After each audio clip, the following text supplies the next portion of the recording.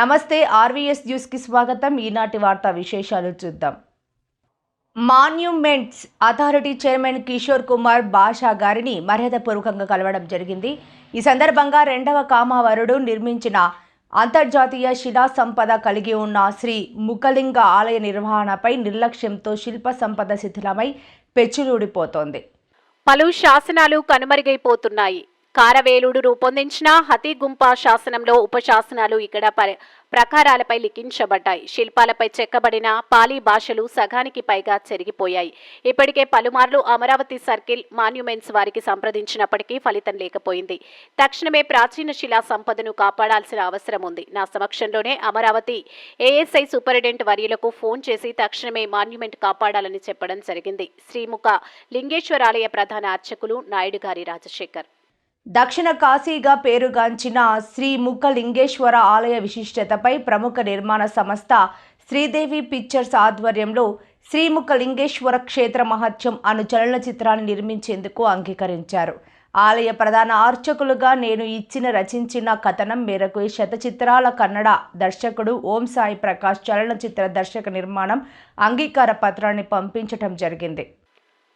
ఈ మేరకు అంగీకార పత్రాన్ని స్థానిక శ్రీకాకుళం ఎన్జీఓ హోంలో విడుదల చేయడం జరిగింది. దర్శకుడు సాయి ప్రకాష్ గతంలో పలు సూపర్ హిట్ చిత్రాలైన ప్రముఖ సినీ నటి దివంగత సౌందర్య నటించిన తాంబూలాలు, నాగదేవత, అలాగే మోహన్ బాబు నటించిన ఖైదీ, అలాగే అమ్మ నాకమ్మ, గ్రామదేవత వంటి పలు చలనచిత్రాలు దర్శకత్వం వహించారు. ఈ చలనచిత్రం యొక్క ముఖ్య ఉద్దేశం స్వామివారి విశిష్టత విశ్వవ్యాప్తంగా తెలియజేయడం.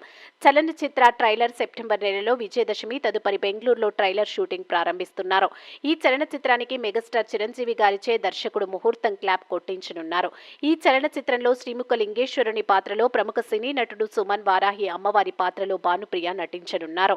అలాగే బోయరాజు, చిత్రసేనుడు, అతని ఇద్దరు భార్యలు చిట్టి, చిటికెల, చోళగంగ వంశీయులు, పర్లాకిమిడి గజపతి రాజులు, క్షేత్ర పాలకుడు పద్మనాభస్వామి, చంద్రుడు ప్రతిష్ఠించిన సోమేశ్వర, భీమేశ్వరాలయాలు మొక్కుబడి గోలం తయారు చేసిన కుమ్మరి నాగన్న, ఆదిశంకరాచార్య ఆలయాన్ని సందర్శించడం, గిరిజన నృత్య పాత్రలు, ప్రస్తుత ధర్మకర్త మహారాణి, సేనాధిపతులు ఈ చలనచిత్రంలో ఉంటాయి. చలనచిత్ర కథా రచయిత మరియు ఆలయ ప్రధాన అర్చకులు నాయుడు గారి రాజశేఖర్. ఈరోజు సమాజ సేవ నిమిత్తం 3 ఏళ్ల కిందట జాలుమూరు మండలం శ్రీముఖలింగం కేంద్రంగా ఏర్పాటు చేసిన నాయుడు గారి ఫౌండేషన్ ద్వారా నిస్సహాయకులకు పలు సేవా కార్యక్రమాలు చేయబడ్డాయి.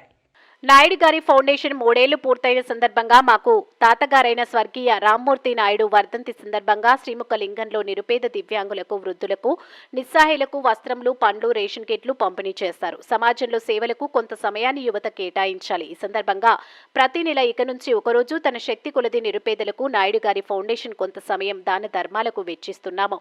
ఈ కార్యక్రమంలో ఫౌండేషన్ ఉపాధ్యక్షురాలు జూనియర్ లెక్చరర్ నాయుడు గారి శైలజ, సెక్రటరీ నాయుడు గారి పూర్ణవతి, సభ్యులు ఎన్ రామ్మోహన్ రావు, ఎన్ హర్షవర్ధన్ తదితరులు పాల్గొన్నారు. శ్రీముఖలింగేశ్వర ఆలయ ప్రధాన అర్చకులు నాయుడు గారి ఫౌండేషన్ వ్యవస్థాపక అధ్యక్షులు నాయుడు గారి Rajasekhar. As a Telugu man, I did nearly 90 films in Karnataka. I am the first director who crossed 100 films in Karnataka. I am the 6th director in South India. In Tamil, K. Balachandar, Ramanarayan. In Telugu, Dasara Narayan Rao, K. Raghavendra Rao, Kodi Ramakrishna. After that, I am the 6th director who crossed 100 films. It is proud to Andhra Pradesh. One Telugu man did 100 films in Karnataka. It's not ordinary thing. Till today, nearly 75 years of Kannada film industry, nobody crossed 50 films. With the blessings of Baba, 104 films not out. I am lucky, I am proud to say that I am a Telugu man, created great history in Karnataka. Mainly now, I am interested to do film, Sri Mukhalingeshwara Kshetra Mahatyam in Telugu. Mr. Rajshekar Naidu, the Pradhana Archaka of Mukhalingeshwara Kshetra, he wrote a wonderful story about the Kshetra Mahatya and everything. I liked and I am ready to direct the film Sri Mukhalingeshwara Kshetra Mahatyam in Telugu. Generally, Mr. Rajshekar Naidu and me, we met in Puttaparthi at the lotus feet of Bhagwan Sri Sat Sai Baba. We always discuss about our devotional things and philosophical things. Luckily, I got chance to direct the film Sri Mukalingeshwara Kshetra Mahatyam. Once again, I am thankful to Rajshekar Naidu and I am happily accepted to direct the film Sri Mukalingeshwara Kshetra Mahatyam. I am praying Bhagwan Sri Sai Baba to bless you all, health, wealth, happiness, peace, success and all forever. I am lucky to say to direct the film in Telugu. Sai Ram, God bless you. New Delhi railway భవన్లోని railway board chairman గారికి కలిసి శ్రీకాకుళం జిల్లాలోని రైల్వేలకు సంబంధించి పలు ప్రధాన సమస్యలు పరిష్కరించమని కోరడం జరిగింది. శ్రీకాకుళం నగరంలో శ్రీకాకుళం రైల్వే స్టేషన్ నూతనంగా ఏర్పాటు చేయవలసిందిగా, అదేవిధంగా తీలూరు రైల్వే స్టేషన్ను శ్రీముఖలింగం రోడ్డుగా మార్చాలి. అదేవిధంగా టెక్కెలి, తీలూరు, ఉర్లాం, ఆమదాల వలస రైల్వే స్టేషన్లో ఎన్నో ఏళ్లుగా మౌలిక సదుపాయాల కొరత ఉంది. కనీస సదుపాయాలు కల్పించాలని కోరడం జరిగింది. Srikakulam district railway users association వ్యవస్థాపక అధ్యక్షులు నాయుడు గారి రాజశేఖర్. కేంద్ర బొగ్గు గనుల శాఖ మంత్రి సో మర్యాద భేటీ సందర్భంగా శ్రీకాకుళంలో Indian institute of coal management సంస్థ బ్రాంచ్ ఏర్పాటు చేయాలని సామాజిక కార్యకర్త మరియు United nations against corruptions national ambassador Naidu గారి రాజశేఖర్. ప్రతి ఒక్కరూ వృద్ధులను గౌరవించాలని మాజీ మంత్రి Chelluboina Venugopalakrishna, MLC Kudipudi Suryanarayana Rao, AP state government retired employees association రాష్ట్ర అధ్యక్షులు, శాస్త్రీయ అసోసియేషన్ అధ్యక్షులు కె పెద్దనాభం పేర్కొన్నారు. సమాజంలో వయోవృద్ధులకు సముచిత స్థానం కల్పించి గౌరవించే బాధ్యత ప్రతి ఒక్కరిపై ఉన్నదని మాజీ మంత్రి Chelliboina Venugopalakrishna, MLC Kudipudi Suryanarayana Rao, AP state government retired employees association రాష్ట్ర అధ్యక్షులు, శాస్త్రీయ అసోసియేషన్ అధ్యక్షులు కె పెద్దనాభం అన్నారు. శనివారం Kakinada AP state government retired employees association ఆధ్వర్యంలో ప్రపంచ వయోవృద్ధుల దినోత్సవం ఘనంగా నిర్వహించారు. కేంద్ర రాష్ట్ర ప్రభుత్వాలు వృద్ధుల సంక్షేమం కోసం అనేక చట్టాలను ఏర్పాటు చేసిందని చెప్పారు. ప్రతినిత్యం వృద్ధులు వాకింగ్, వ్యాయామం చేస్తూ ఆరోగ్యం కాపాడుకోవాలని సూచించారు. అసోసియేషన్ ప్రధాన కార్యదర్శి టి నూకరాజు, కోశాధికారి వి శేషగిరి, ప్రొఫెసర్ పుల్లారావు, దవులూరి సుబ్బారావు తదితరులు పాల్గొన్నారు. రాబోయే సౌకర్యాలు మనం వినియోగించుకుంటూ మనంతా కూడా సిద్ధంగా ఉండాలి. మనం ఇంకేంటంటే రాబోయే రోజులు ఎలా ఉంటాయో మనకు కూడా తెలియదు. ఇవాళ ప్రెగ్నెన్సీ వచ్చేటప్పటికి ఆందోళన కలిగించే విషయాలు ఎన్నో మనం వింటున్నాం. మరి వాటన్నింటికి అధిగమించడానికి మనం కూడా సిద్ధపడి ఉండాలని చెప్పేసి చెప్తూ, అలాగే ఇంకొక ముఖ్య విషయం, గత కొన్నేళ్ళుగా మన ప్రభుత్వాన్ని అడుగుతున్నాం.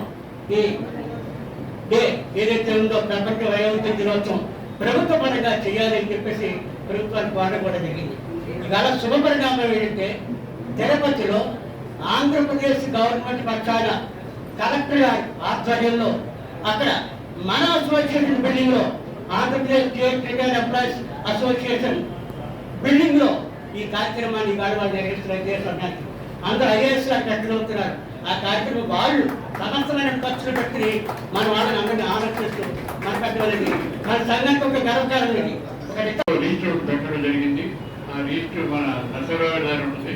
వారి పేరు, వారి సెల్ నెంబర్ వేస్తే వారికి కార్డు ఇవ్వడం జరుగుతుంది. అదేవిధంగా ఆ రోజు భోజన ఏర్పాట్లో మరి ఇక్కడే మనం ఒక 300-400 మందికి ఏర్పాటు చేయాలంటే కష్టం ఉంటుంది. కాబట్టి ఎవరైతే వస్తున్నారో వారు కంపల్సరీగా వారి పేరు అందరూ రీచ్ చేసుకుంటే వారికి ఆ తర్వాత కూడా విలోచనకి గిఫ్ట్ ఇవ్వడం జరుగుతుంది. కాబట్టి ఈ సభాముఖం అందరికి తెలియజేసి ఏంటంటే మీ ఫ్రెండ్స్ ఎవరు తీసుకొచ్చా సరే వాళ్ళ సెల్ నెంబర్ వేసి, వాళ్ళ ఐడి నెంబర్ వేసి రీచ్ చేసుకోవాల్సిన విజ్ఞప్తి చేస్తున్నాను.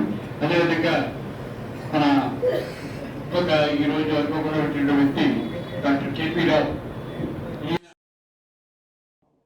జగ్గంపేట మండలం ప్రజా పరిషత్ కార్యాలయంలో ఆటో డ్రైవర్ల సేవలో పథకాన్ని కాకినాడ జిల్లా టీడీపీ అధ్యక్షులు, జగ్గంపేట నియోజకవర్గం అభివృద్ధి కమిటీ చైర్మన్ జ్యోతుల నవీన్ ప్రారంభించారు.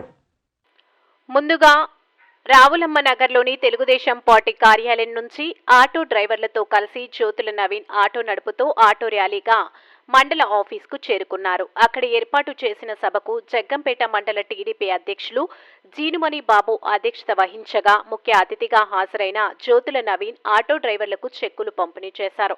ఈ సందర్భంగా నవీన్ మాట్లాడుతూ ఆంధ్రప్రదేశ్ రాష్ట్ర ముఖ్యమంత్రి నారా చంద్రబాబు నాయుడు అమరావతిలో ఆటో డ్రైవర్ల సేవలో పథకాన్ని ప్రారంభించారన్నారు.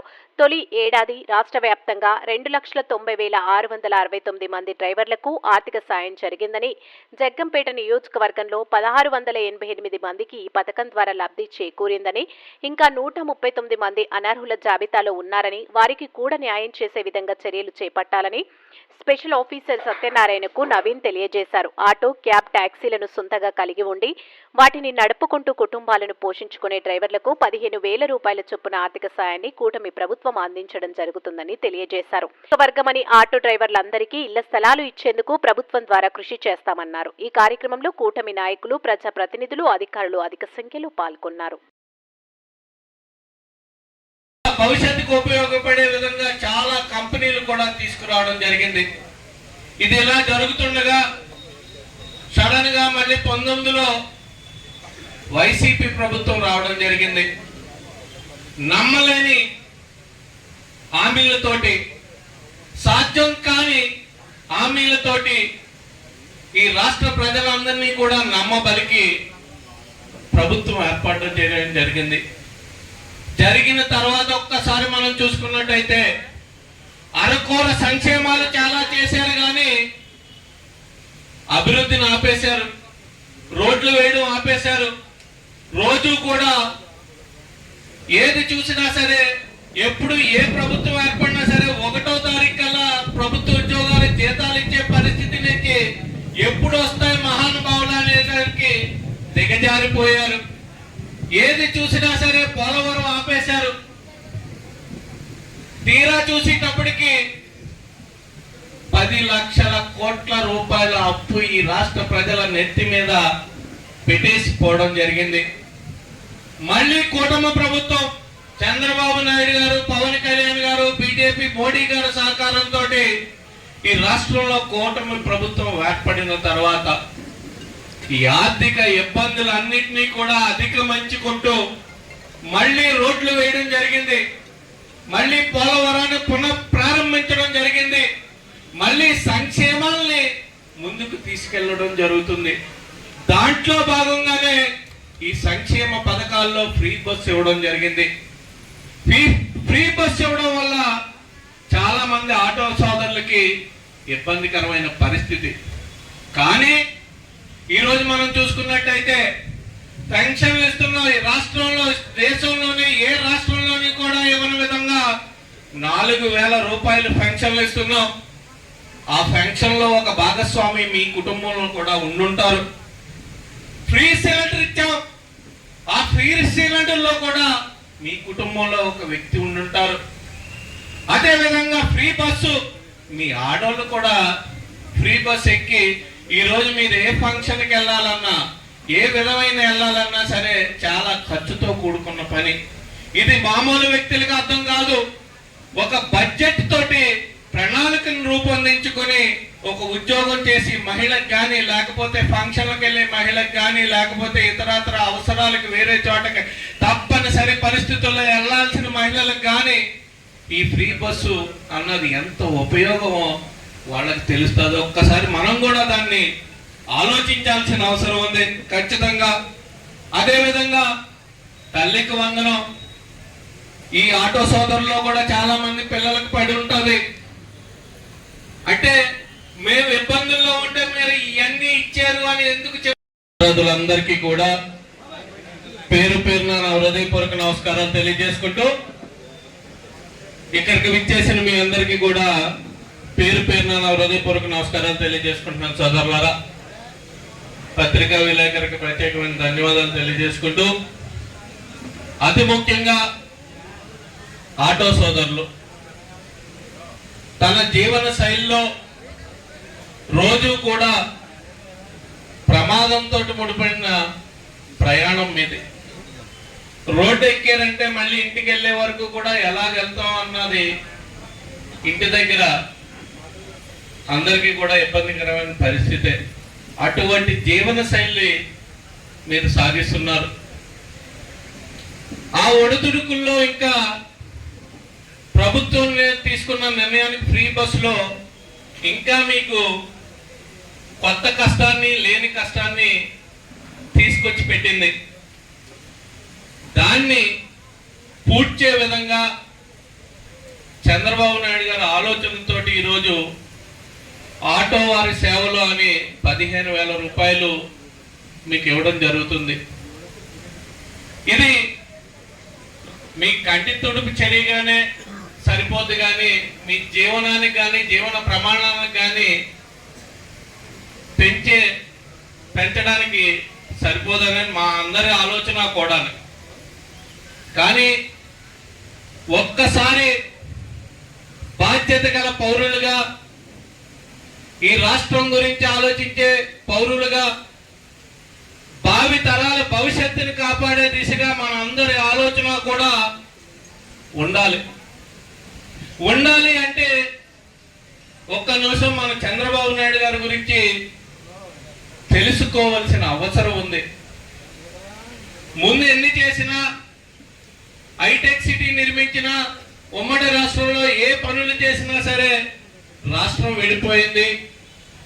విడిపోయిన తర్వాత ఏం చెయ్యాలి అనే తోచని పరిస్థితుల్లో మళ్ళీ తెలుగుదేశం ప్రభుత్వం ఏర్పడడం జరిగింది.